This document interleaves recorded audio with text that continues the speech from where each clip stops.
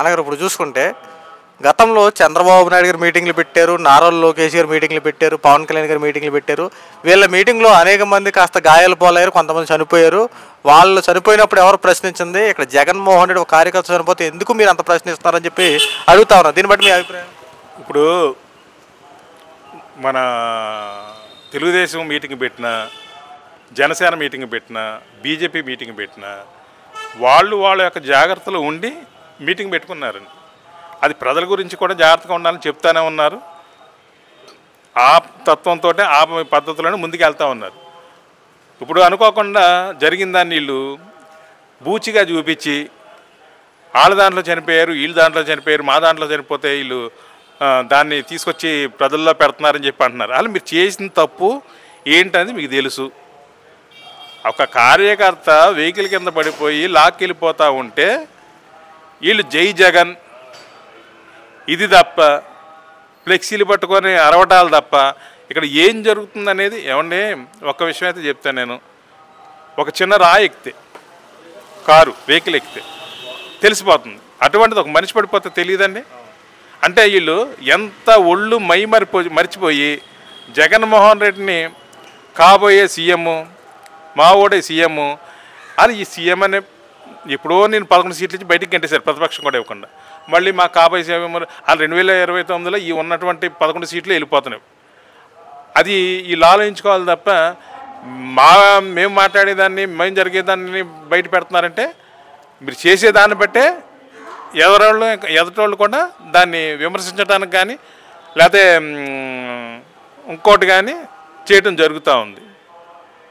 ఇప్పుడు చూసుకుంటే వైఎస్ జగన్మోహన్ రెడ్డి గారిని ఆయన నేనే మొత్తం ఈసారి 2029 ముఖ్యమంత్రి అయిన తర్వాత ఏ ఒక్కడిని విడిచిపెట్టను, నా మీద ఎవరైతే దౌర్జన్యం చేసి నా కార్యకర్తలను ఎవరైతే అరెస్ట్ చేస్తున్నారో రేపొద్దున అధికారులకు వచ్చిన తర్వాత అంతకంత అనుభవించేలా చేస్తానని చెప్పి జగన్మోహన్ రెడ్డి నిన్న ప్రెస్ మీట్లో కూడా మాట్లాడుతున్నాడు. దీనిపై మీ అభిప్రాయం?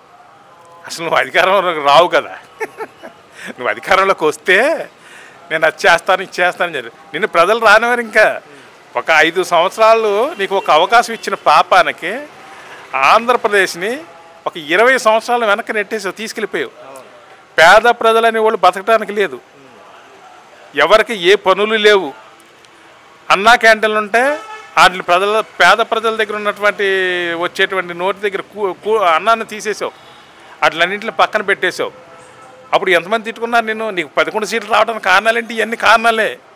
నువ్వు పేద ప్రజలను ఎప్పుడైతే నువ్వు విస్మరించావో, లేకపోతే ఎస్సీలు మా కమ్యూనిటీ అని చెప్పి వాళ్ళని ఎంత ఇబ్బంది పెట్టావో, ఇవన్నీ కూడా ప్రజలు చూస్తూ ఉన్నారు.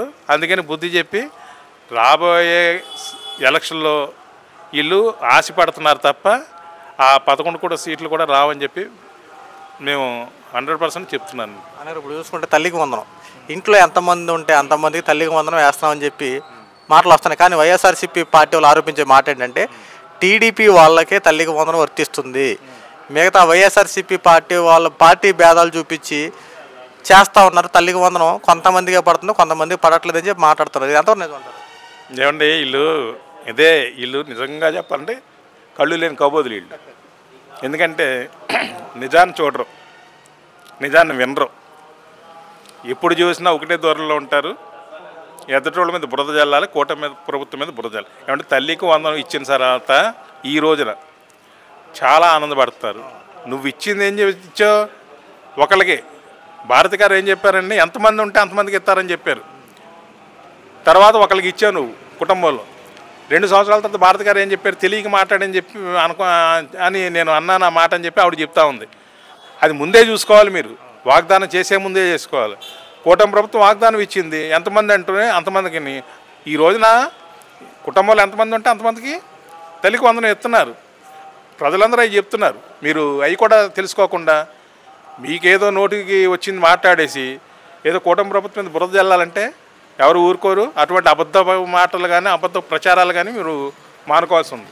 Thank you. Thank you.